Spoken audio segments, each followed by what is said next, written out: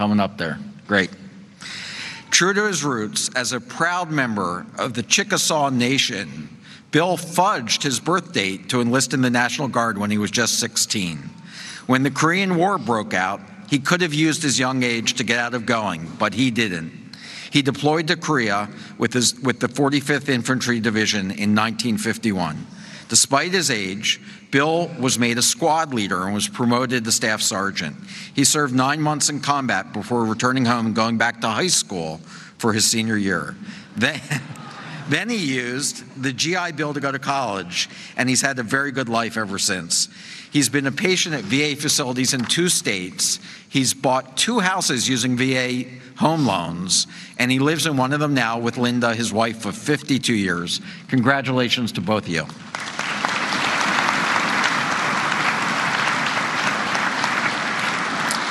Finally, also in Box 40, is Carmel Wetzel, who grew up on a farm in West Virginia. Carmel, nice to see you. Carmel was drafted in 1942 and deployed to France with the 26th Infantry Division 1 month after D-Day. First, he drove a truck for the famed Red Ball Express, an endless convoy that moved food, fuel, and ammunition from the English Channel to Patton's Third Army. Later, he saw combat with a heavy weapons company until November 1st, 1944, when amid fierce fighting, he was captured by the Germans. He spent the rest of the war as a POW, mostly at Stalag 2A, north of Berlin. Breakfast was a cup of tea, lunch was 2 rutabagas, dinner was 1/6 of a loaf of bread. Carmel escaped once with 2 other men by sneaking out the front door of the barracks during a nighttime bed check. They remained at large for 15 days before they were recaptured, and were only not shot because several Americans who had escaped just before them had been shot. After the war, Carmel went back to driving a truck. But for 2 years in his spare time and without any pay, he built apartments in Baltimore for other veterans returning home from the war. Amazing stories. And there's hardly a veteran alive who doesn't have one. Our guest speaker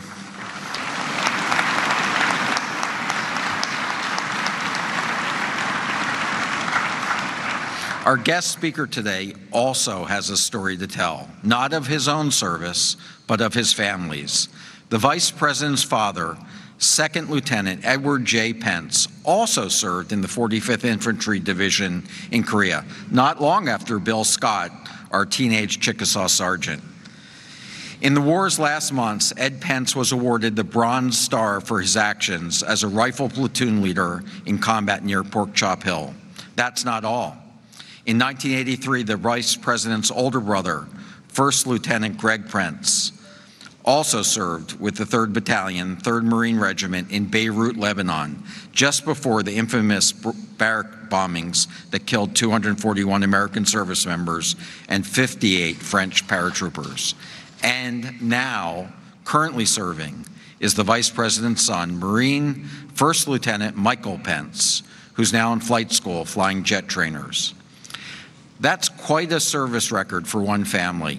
And what it tells me is that when it comes to caring for the men and women who have served our country, the Vice President is a man we know will always do the right thing. Ladies and gentlemen, it is my great personal pleasure and professional honor to present to you the Vice President of the United States, Mike Pence.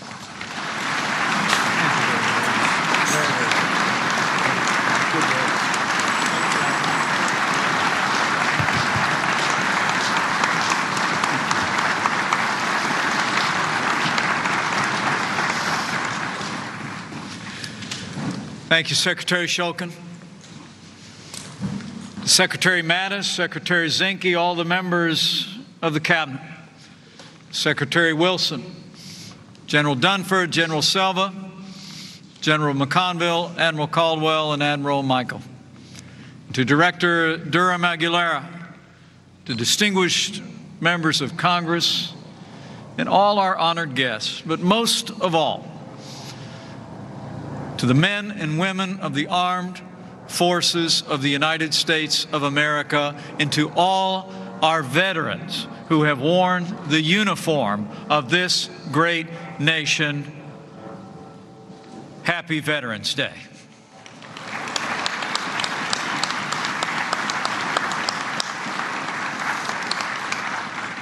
There is a day in the spring when we remember those who served and did not come home. But today, Veterans Day, is the day when all across America, in gatherings large and small, we pause to remember those who served and did come home. For nearly a century, since the guns of the First World War fell silent, on the 11th hour, the 11th day, the 11th month, the American people have observed this day, first as Armistice Day and now as Veterans Day. And I thank you all who are here and all that are gathered around this nation for continuing this great tradition. And to our heroes near and far, I bring Veterans Day greetings from a great champion for the men and women who've worn the uniform of our armed forces, the 45th President of the United States of America, President Donald Trump.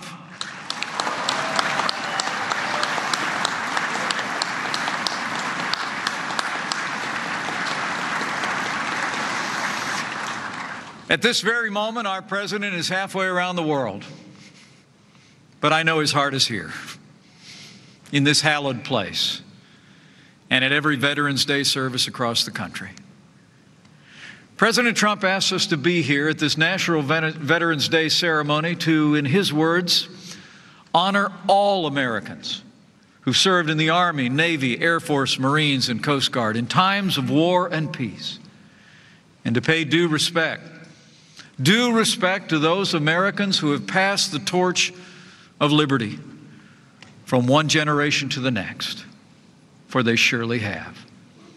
And so I say to each and every one of you veterans gathered here, and all of those that might be looking on, we're grateful for your service. We're grateful for your sacrifice. And I'll make you a promise.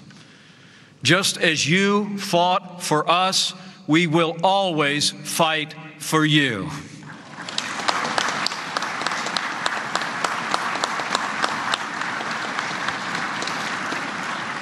The Bible tells us if you owe debts, pay debts. If honor, then honor. If respect, then respect. And the debt our nation owes those who've worn the uniform is a debt we will never be able to fully repay. From the hour of our nation's birth, our best and bravest have stepped forward to defend our freedom. The unbroken cord of their service stretches back into the mists of American history. From Bunker Hill to Belleau Wood, from San Juan Hill to Saipan, from the Coral Reef to Kandahar. Nearly 50 million men and women have donned the uniform of the United States. And nearly 20 million still walk among us today. And as we speak, a new generation of American veterans is being forged across the wider world. As I look out today, it's a humbling sight. I see heroes from the Second World War, Korea, Vietnam, and more recently from Iraq and Afghanistan, and many more who've watched in times of peace. Yesterday in Da Nang, Vietnam, our president commemorated the 50th anniversary of the Vietnam War and met with some of the heroes who fought that war on the very soil where they fought. As the president said yesterday, we salute our brave Vietnam veterans and recall the sacrifices they made for our freedom and for our nation's strength. Some 9 million Americans served in those jungles, and more than 58,000 fell in defense of freedom. Their names now enshrined on a black granite wall not far from here. So to all our Vietnam veterans who are gathered here in the midst of this 50th anniversary, I say thank you and welcome home.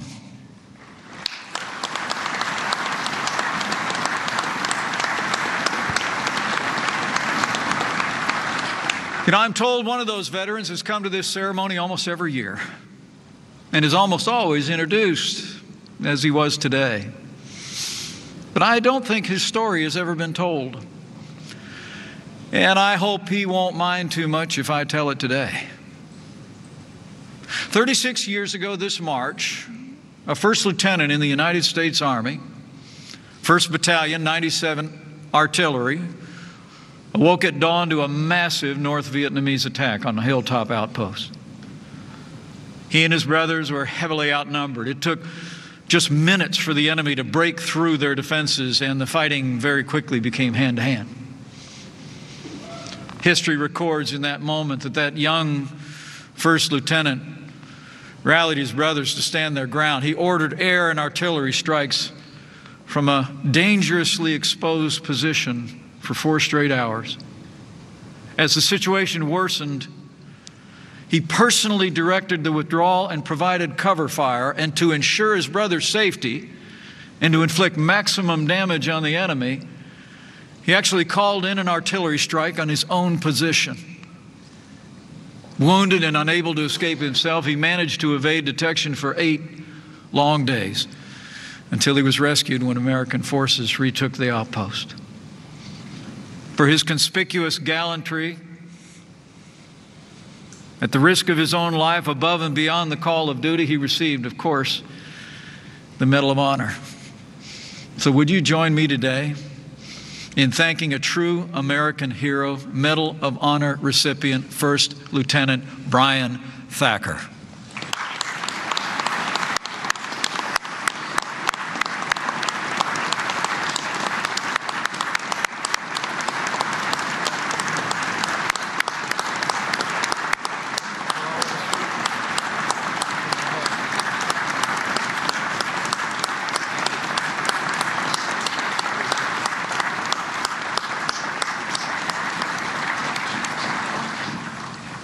Our nation owes a debt to our veterans, and as I said, it's a debt we can never fully repay.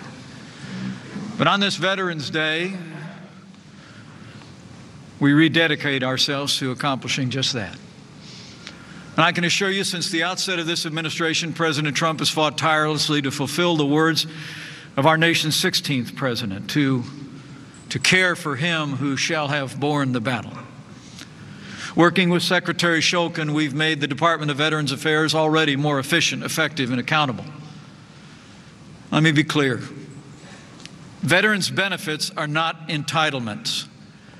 They are earned. They are the ongoing compensation for services rendered in the uniform of the United States of America.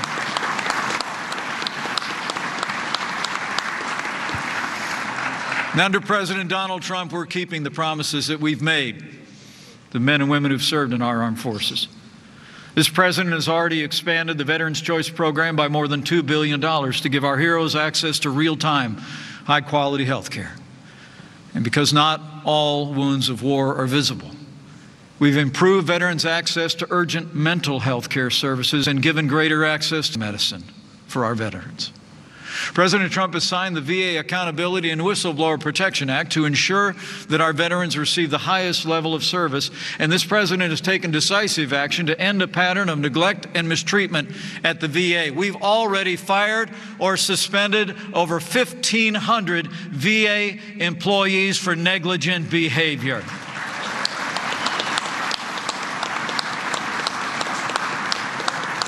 Now, I want to assure you, as the President has said, we will not rest or relent until all America's great veterans receive the care they so richly deserve.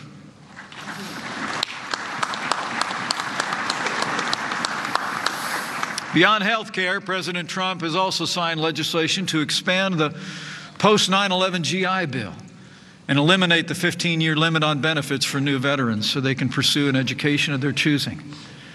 And I'm glad to report veteran unemployment has already fallen by nearly 40% since President Trump was elected. It's lower today than any point since the year 2000, and we're just getting started.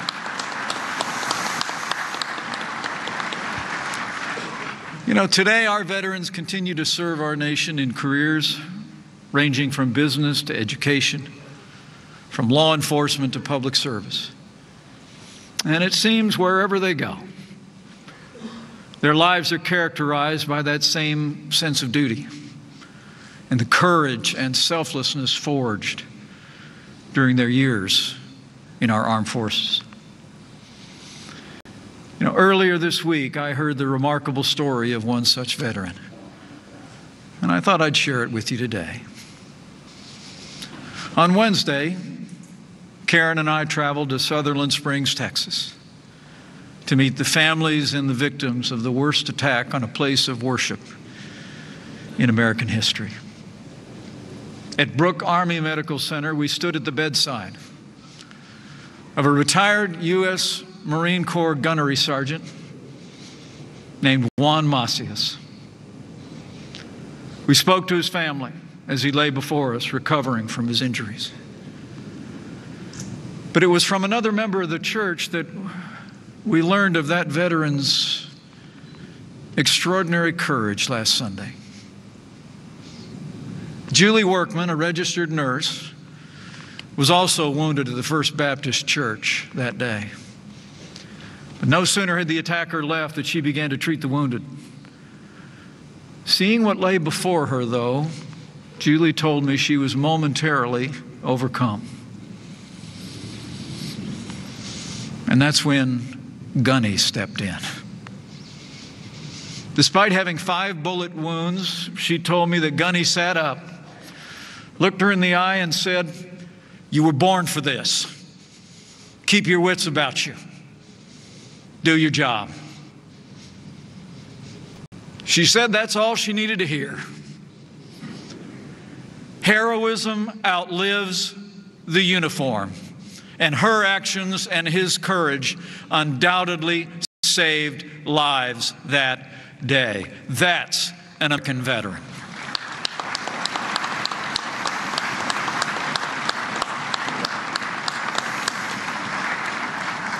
On this Veterans Day, we honor those who served with tributes and promises kept. But as our veterans understand better than most, we also honor their service by ensuring that the men and women served in our armed forces today have the resources and support they need to defend this nation in this day. Our veterans will be glad to know that President Trump has already taken decisive action to make the strongest military in the history of the world stronger still. This president has already signed the largest increase in military spending in nearly a decade, and before this year is out, we'll enact the largest investment in our national defense since the days of Ronald Reagan.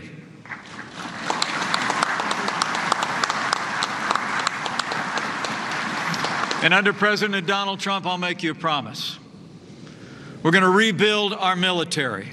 We're going to restore the arsenal of democracy, and we will once again give our soldiers, sailors, airmen, Marines, and Coast Guardsmen the resources and training they need to accomplish their mission and come home safe. That's our promise to all of you.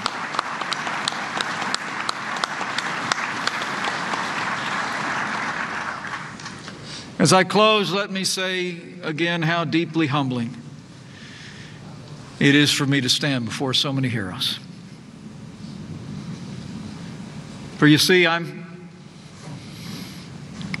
as Secretary Shulkin told you, I'm the son of a soldier, and I'm the proud father of a United States Marine, but my life never took me into the uniform of the United States. I've never experienced the cost of war on the battlefield, or had to endure the hardship of time away from home and family that can come with service, even in peacetime.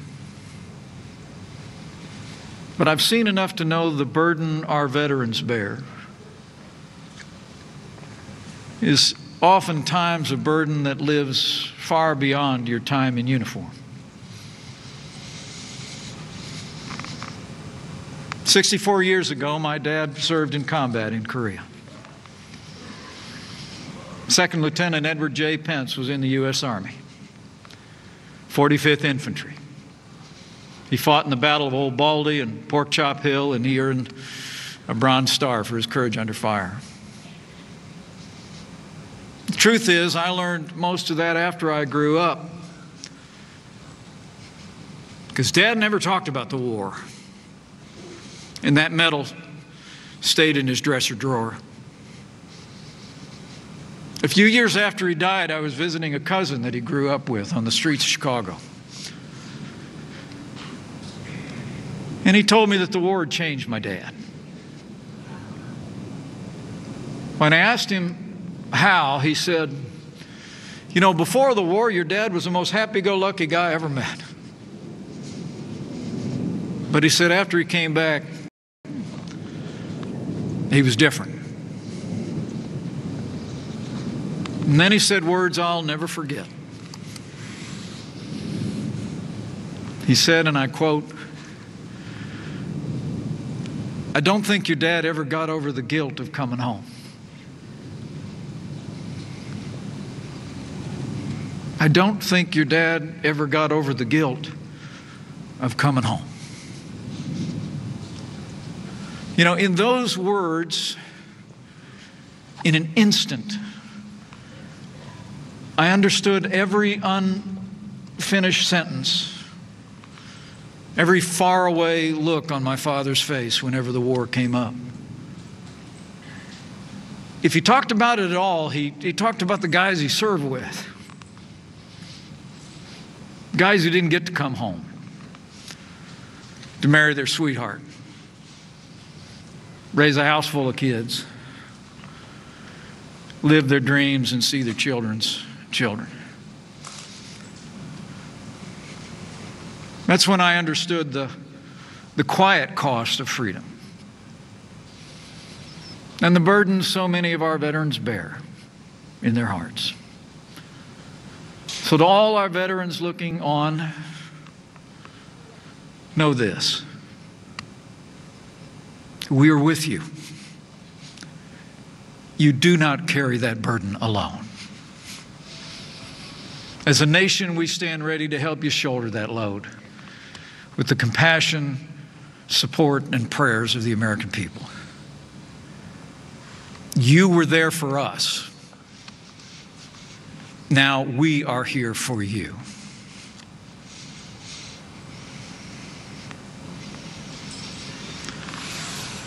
President Trump said this morning, in his words, "America's veterans are this country's greatest national treasure."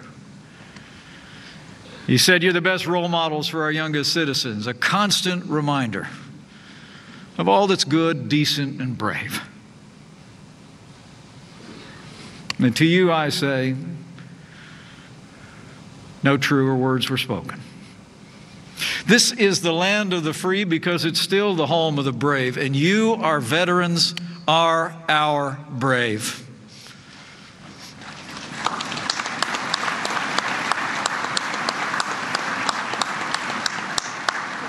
You stepped forward.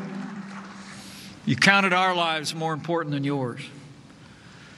And we thank God,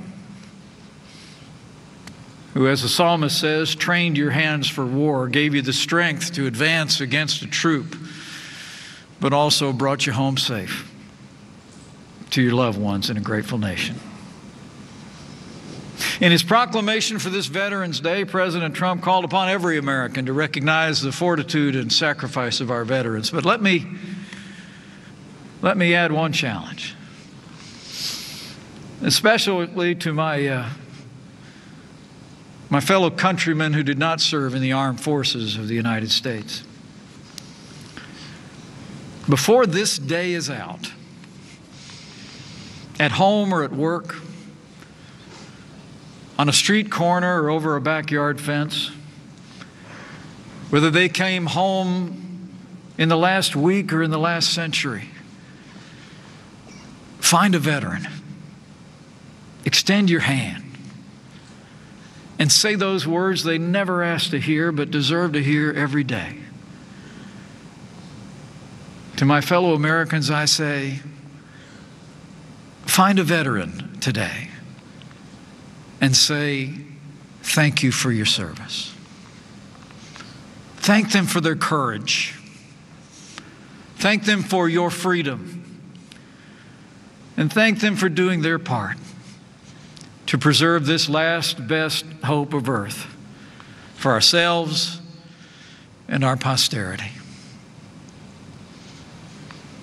To our veterans, on behalf of the President of the United States and a grateful nation, I say, thank you for your service. May God bless you and your families. May God bless all those who this day wear the uniform and stand ready. And may God continue to bless the United States of America.